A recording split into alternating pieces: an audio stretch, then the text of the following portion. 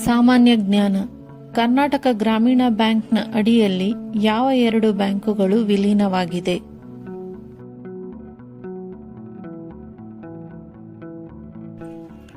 ಉತ್ತರ: ಕರ್ನಾಟಕ ವಿಕಾಸ ಗ್ರಾಮೀಣ ಬ್ಯಾಂಕ್, ಕರ್ನಾಟಕ ಗ್ರಾಮೀಣ ಬ್ಯಾಂಕ್.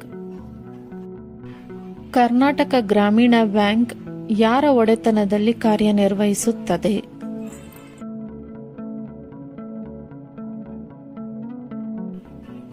ಉತ್ತರ: ಸರ್ಕಾರದ ಒಡೆತನದಲ್ಲಿ. ಕರ್ನಾಟಕ ಗ್ರಾಮೀಣ ಬ್ಯಾಂಕ್ನ ಪಾಲುದಾರರು ಯಾರು?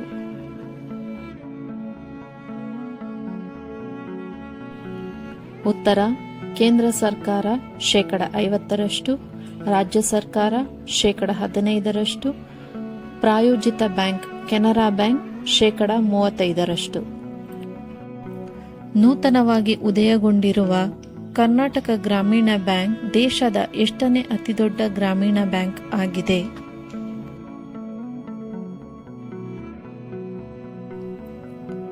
ಉತ್ತರ: 2ನೇ. ನೂತನ ಕರ್ನಾಟಕ ಗ್ರಾಮೀಣ ಬ್ಯಾಂಕ್ನ ಕೇಂದ್ರ ಕಚೇರಿ ಎಲ್ಲಿದೆ?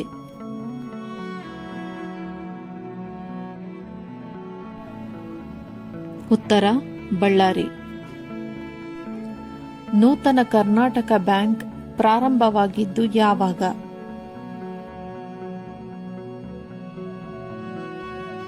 ಉತ್ತರ: ಮೇ 1, 2025. ನೂತನ ಗ್ರಾಮೀಣ ಬ್ಯಾಂಕ್ನ ಅಧ್ಯಕ್ಷರು ಯಾರು?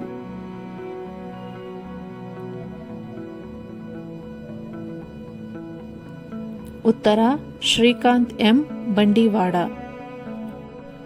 ಗ್ರಾಮೀಣ ಬ್ಯಾಂಕ್ಗಳನ್ನು ಯಾವ ಪರಿಕಲ್ಪನೆಯ ಅಡಿಯಲ್ಲಿ ವಿಲೀನಗೊಳಿಸಲಾಯಿತು?